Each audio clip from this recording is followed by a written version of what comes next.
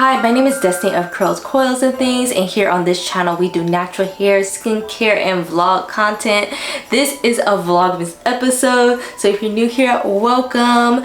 Today we are talking about why hair type doesn't matter and other characteristics you should consider instead. Hair type is not an indicator of how you should consider curating your hair care routine, and there are a few reasons why. Hair type is not rooted in science. It was a marketing strategy.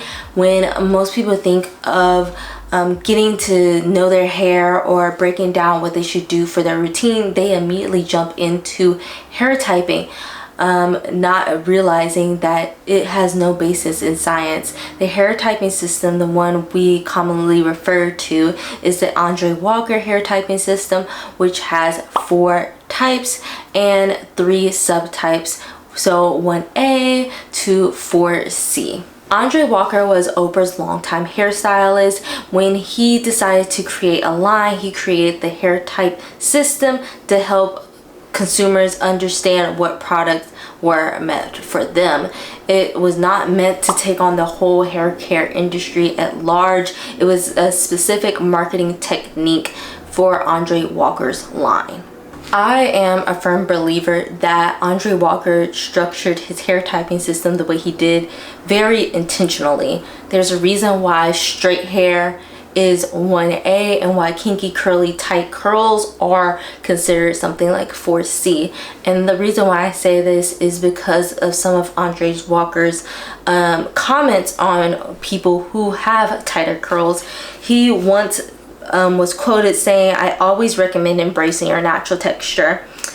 Kinky hair has very limited styling options," which, boy what? And then he goes on to say, "That's the only hair type I suggest altering with professional relaxing."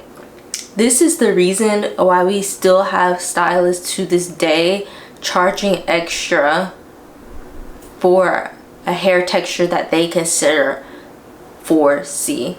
This is the reason why some stylists don't even serve clients that they consider to have something like 4C hair. The texturism is real because of this chart, and it needs to burn.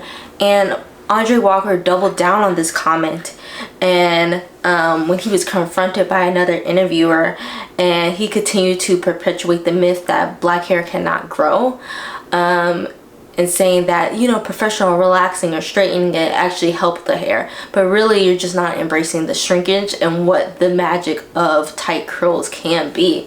Based on that history, I don't really use the hair typing system at all. I use Wash My Damn Hair's ebook to kind of build out my ideal hair care regimen, and I use their essential elements of hair to kind of understand my hair and also what I want to consider in my hair care routine. Some of those essential elements are your texture, your curl diameter, your porosity, your density, surface texture, environment, your lifestyle, and honestly your personal preferences, which are huge. A lot of people don't necessarily think about what they want their end desired result to be. They just know, I want my hair to look like yours, or I don't want my hair to look like it is in its current state, but they don't necessarily have a vision that is attainable for them. Hair texture and curl diameter is something that I do consider, but I don't consider it a lot. It is something that I think about when I am styling my hair, when it comes to sectioning or something like detangling, and making sure I take my time when I get to those tighter sections.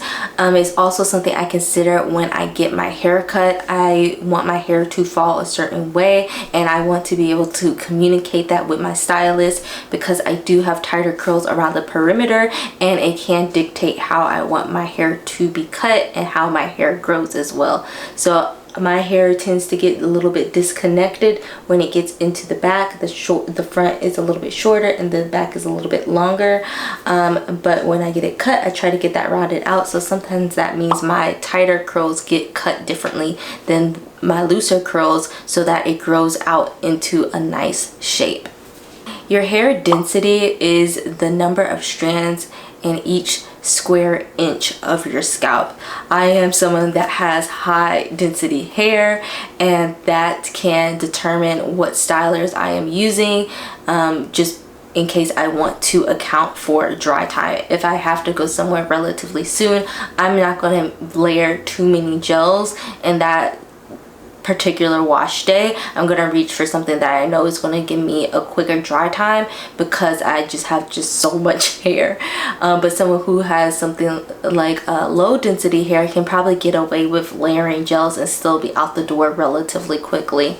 But they may not want to weigh down their hair, so they may reach for something that is lighter so they can have more volume. Hair porosity is also an essential element of hair, but I feel like a lot of brands take advantage of that and use it again as a marketing gimmick to sell their products. It is another one that is highly discussed in the natural hair community, and they have shifted away from hair typing to saying understanding your porosity is truly the key to understanding your hair, but that is just not the case. Hair porosity is how your hair is able to soak up and retain moisture. People think that hair porosity is something that is static, but it is actually a behavior.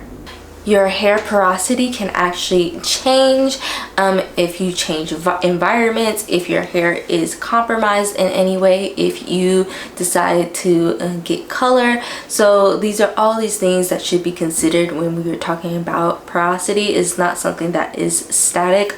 A lot of people think that they are low porosity, but honestly they just have a lot of buildup on their hair, and their hair is not truly able to get hydrated because they are not washing and cleansing their hair properly.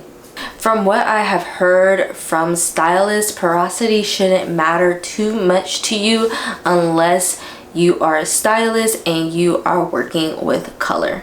Surface texture is another essential element of hair, and this is the overall look and feel of the outer cuticle layer of the hair strand. Surface texture is the reason why some people have a silky look to their hair and why other people have a coarse look to their hair. And this is the reason why a lot of people go to the store and gravitate towards products that have oils in them, because they are trying to achieve this shiny look, because that is associated with healthy hair, with hydrated hair. But that is not the case. Like myself, I do have some bits of my hair that have a shinier surface texture, and honestly I think that is because of the color of my hair. It is relatively black. I do have some sections where it is a little bit lighter brown, and that hair does not reflect light in the same way, and a lot of people think that their hair is dry if it doesn't reflect that light and give that silky feel, but honestly that is just the look of your hair. It is not dry. Dry hair is a behavior, it is not a look. Other factors that I consider when building out my hair care routine is my environment, my lifestyle, and my personal preferences, and that is huge. You want to make sure that you are building out a routine that you are able to stick to and that makes you able to continue your life, because it's not just about hair care. It shouldn't be a wash day. It should be you just watching your hair and you can get on with your business.